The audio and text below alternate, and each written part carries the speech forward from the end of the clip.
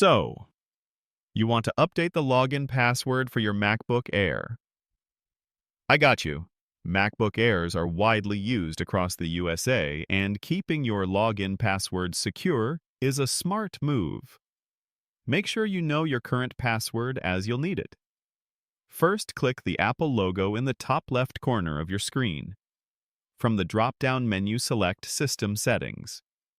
In the System Settings window, scroll down the sidebar until you see Users and Groups, then click on it.